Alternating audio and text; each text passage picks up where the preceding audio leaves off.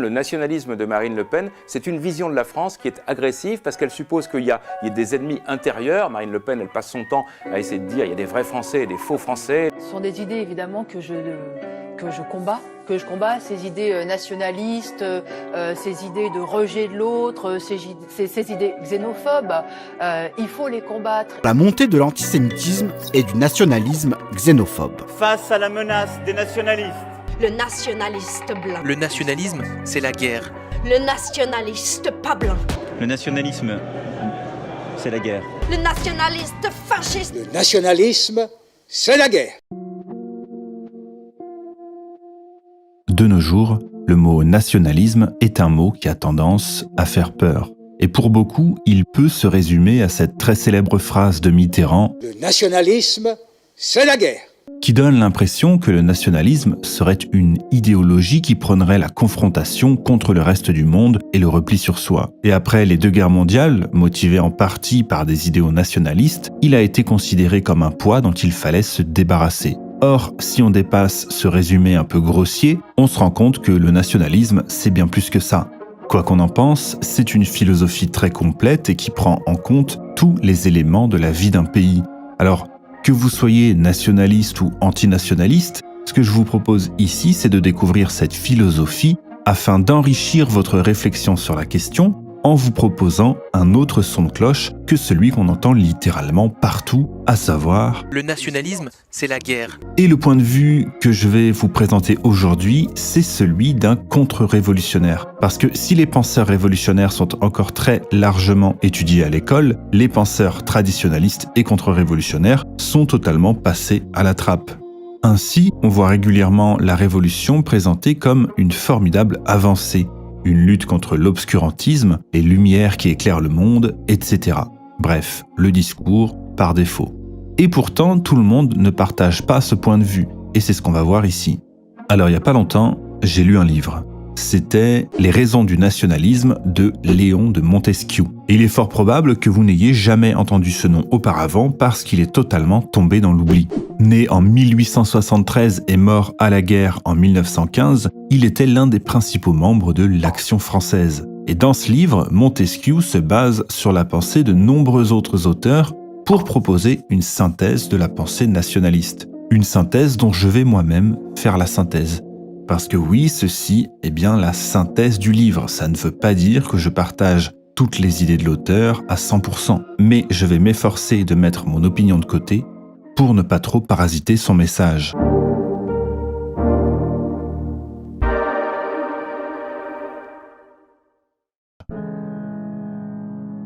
Il y a une idée très importante chez les nationalistes qui structure vraiment toute leur pensée.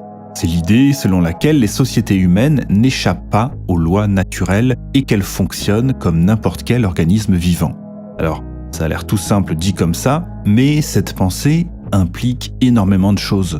Pour les penseurs nationalistes et traditionalistes, il n'y a pas de construction sociale, uniquement des constructions naturelles. Parce que dans l'idée de construction sociale, il y a l'idée que l'homme se placerait au-dessus ou du moins en dehors de la nature. Or, ici, on considère que ce sont bien les règles de la nature qui ont fondé les traditions. Et donc, de ce point de vue, les constructions sociales, ça n'existe même pas. L'organisation des hommes en société et les traditions qui en découlent sont des lois naturelles. Et c'est une idée qu'on retrouve beaucoup chez Charles Maurras notamment, qui rappelle d'ailleurs que l'exception dans l'humanité, ce n'est pas la civilisation, mais bien la sauvagerie, parce que les hommes créent naturellement des sociétés. C'est une loi naturelle.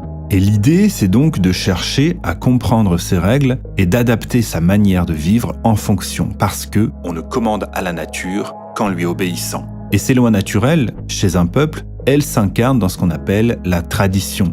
En fait, la pensée traditionnaliste et nationaliste sont très liées, elles se confondent même. Et pour ces penseurs traditionnalistes, il y a un devoir à conserver l'héritage qui nous a été légué. La tradition, c'est le passé livrant au présent tout son trésor accumulé par les siècles. En fait, on est redevable à nos ancêtres, on leur doit absolument tout, jusqu'à cette chose qui nous semble si naturelle, cette technologie façonnée par les siècles, le langage. Et voilà pourquoi il est présomptueux, voire stupide, de dire qu'on ne doit rien à la société. Déjà, est-ce que la France se bat pour moi ? on lui doit absolument tout. L'expérience des siècles nous a conduit à ce niveau de confort jamais atteint dans l'histoire de l'humanité. Les robustes races ont toujours eu des commencements monotones, des mœurs étroites et un respect superstitieux de la tradition, une défiance rigoureuse de la nouveauté, et il arrive une heure dans l'histoire des sociétés où cette discipline féconde, mais peu subtile, produit un capital de facultés dont le civilisé jouit sans s'inquiéter de savoir comment il lui est venu, à la façon de ces fils de grande maison qui n'augmentent plus leur fortune. Et ça, c'est l'autre grande idée vraiment structurante pour les nationalistes ou les traditionalistes. C'est qu'il faut prendre en compte tout ce qui a été fait dans les siècles précédents. Il faut considérer que les morts ont toujours leur mot à dire, que les peuples ne se composent pas que des vivants. C'est le fameux « les morts gouvernent les vivants », que quelqu'un comme Zemmour ressort très souvent d'ailleurs. La tradition est issue de longs tâtonnements d'hommes qui finissent par convenir, presque inconsciemment, naturellement, que leur manière de vivre est la plus adaptée à leur situation. Le but pour les traditionalistes, ce n'est donc pas de créer des individus et une nation tels qu'ils aimeraient qu'ils soient, mais de se conserver tels que les siècles les prédestinèrent. Et cette question du conservatisme, de maintenir en place les traditions, elle ne se posait pas vraiment avant la Révolution. Mais le siècle des Lumières, le siècle de la raison, a préféré occulter ce réel, cette construction naturelle qu'est la tradition, au profit d'un idéal créé de toutes pièces, un idéal artificiel. Les Lumières vont donc aller jusqu'à nier l'existence des racines de la France. La Révolution, c'est le déracinement au sens propre. Tout ce que les siècles ont construit de manière naturelle, la Révolution a cherché à le détruire. Le nationalisme n'existe donc qu'en réaction aux idées de la Révolution. C'est une pensée réactionnaire. Le nationalisme n'a rien été d'autre que le réveil de l'instinct vital d'un pays qui, tout à coup, a le sentiment qu'on le désorganise et le démoralise. Le nationalisme, c'était quelque chose qui n'avait pas de raison d'exister avant la Révolution, parce que c'était quelque chose de naturel. Et ce à quoi s'oppose le nationalisme, c'est l'universalisme. Si le nationalisme consiste à tout juger par rapport à l'intérêt français, à une réalité concrète, depuis la Révolution, on juge tout par rapport à des concepts abstraits. Égalité, liberté, droits de l'homme, principe de la République, etc. Être français devient donc une abstraction. La France, c'est le fil rouge de toute notre histoire, en fait, de tout ce qui nous a précédés, de tout ce qu'on voudrait poursuivre, qu'il y ait une république ou pas. Notre littérature est française, elle n'est pas républicaine. On parle le français. On ne parle pas le républicain, ça ne nous empêche pas d'être en république. On est français à partir du moment où on partage les idées de la Révolution, et dans ce cas-là, tout le monde peut devenir français. La patrie n'est plus la terre de nos morts, mais la terre des idées. La patrie elle-même devient une idée, là où jusqu'à présent, elle avait été une réalité concrète.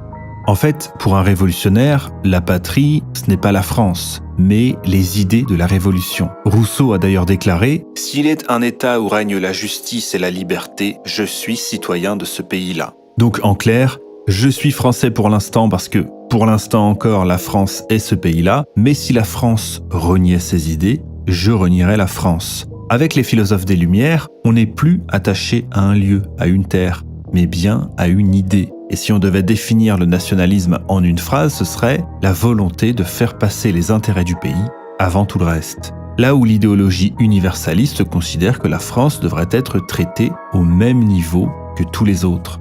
Parce que l'universalisme, avant d'englober tous les pays du monde, visait en premier lieu les provinces de France, lorrains, provençaux, bretons, parisiens, etc.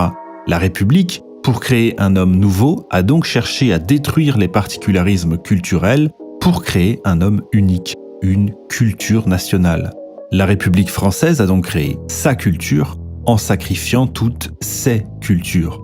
L'idée de la France, créée par les révolutionnaires, a pris le pas sur la réalité de la France fondée par le temps et la nature. La révolution est un acte antinaturel. Et c'est le thème du roman Les Déracinés de Maurice Barrès, qui parle d'un professeur qui tente de déraciner ses élèves au nom de la liberté. Parce que la Révolution a travaillé à l'abolition de la province et à son remplacement par la division artificielle, le département. La province, la petite patrie, est remplacée par l'État-nation. C'est le premier pas vers l'universalisme. Et cet amour de la province sera supprimé jusque dans les cœurs. et c'est le patriotisme qui prendra sa place. Et effectivement, à partir de la Révolution, on va assister à une explosion du patriotisme.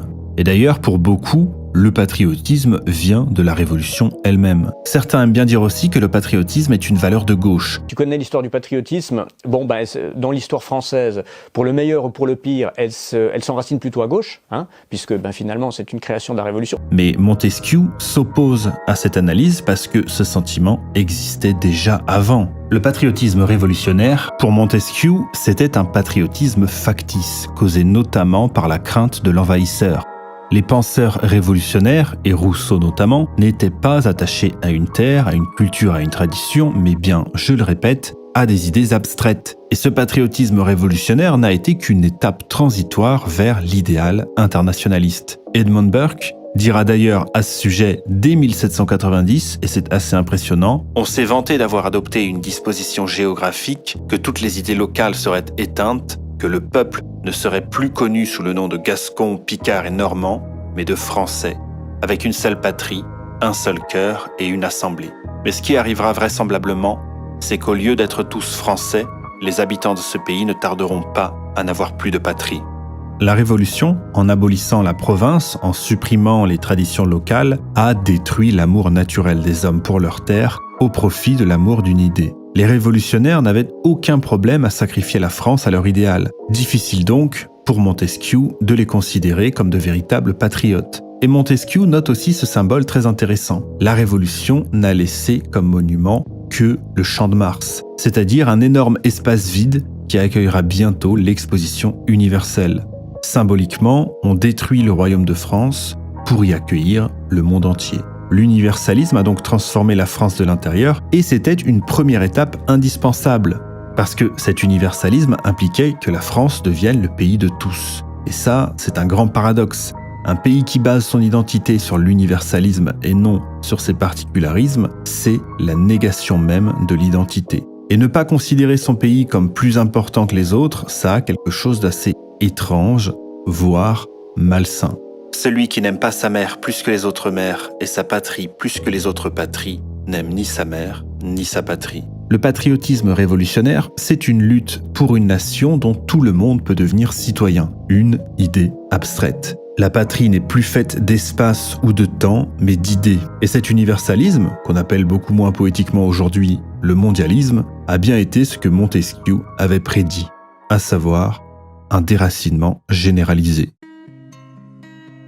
Pour Montesquieu, les raisons du nationalisme sont une réaction à la pensée des Lumières et tout particulièrement à la pensée de Rousseau et son fameux « La nature a fait l'homme heureux et bon, la société le déprave et le fait misérable ». Le traditionnaliste, lui, a une pensée tout à fait inverse. Pour lui, l'homme tel que la nature le crée est imparfait, mais il est perfectible. Et cet outil pour perfectionner l'homme, c'est justement la société. Et ce qui est assez fou, c'est qu'on a modelé toute une société à partir de ce sophisme. Selon Rousseau, la société empêche les individus d'être libres, et l'individualisme va être justifié par la notion abstraite de liberté. Si l'idéal révolutionnaire cherche à détruire la tradition, c'est parce qu'elle était une prison pour l'individualiste. L'individualiste veut s'émanciper de tout, parce qu'au fond, il n'y a que deux manières de concevoir l'homme. Soit vous considérez que l'homme est un tout en soi, soit vous considérez qu'il est une partie d'un tout, la société. Et comme le dit très bien Jonathan Sturel dans la préface du livre, le débat entre modernistes et traditionnalistes est souvent résumé, de manière caricaturale, à un combat entre ceux qui seraient pour la liberté et ceux qui seraient contre. Un résumé extrêmement biaisé donc. Pour les modernistes, l'émancipation individuelle est le but ultime de la vie.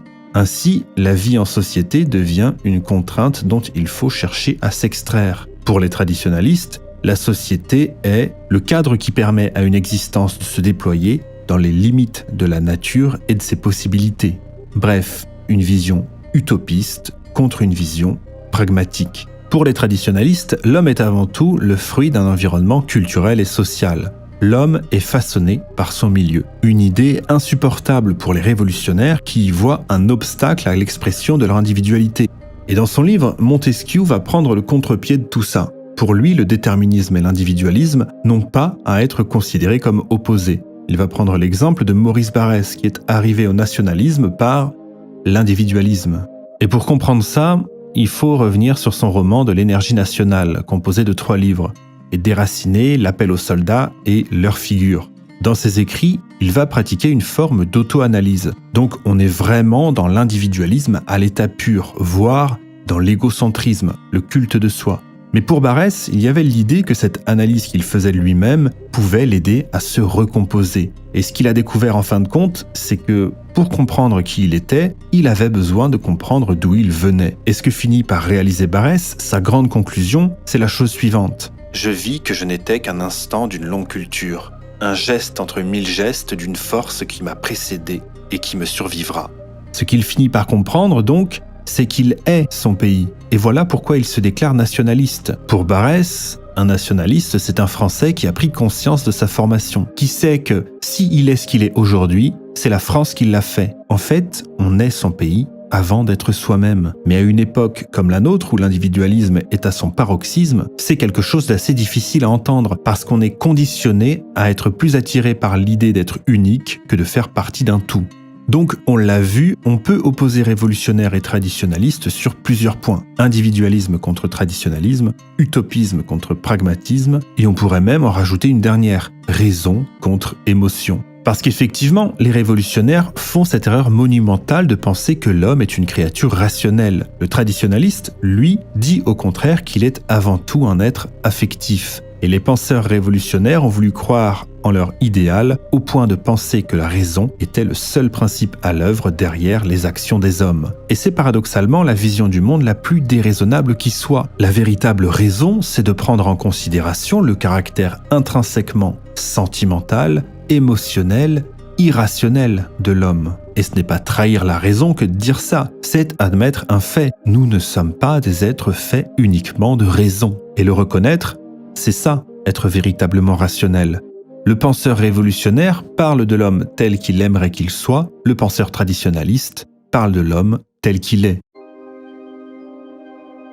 Je sais qu'il y aura pas mal de gens pour me dire que la Révolution a apporté beaucoup de progrès, qu'elle a combattu l'obscurantisme et qu'elle a permis toutes sortes d'avancées sociales et de progrès. Mais à ça, Montesquieu oppose un argument très intéressant. Pour lui, la Révolution ne peut pas revendiquer tous ces progrès car ils sont avant tout le fruit d'avancées technologiques, industrielles et scientifiques. Et ces progrès auraient été les mêmes, révolution ou pas.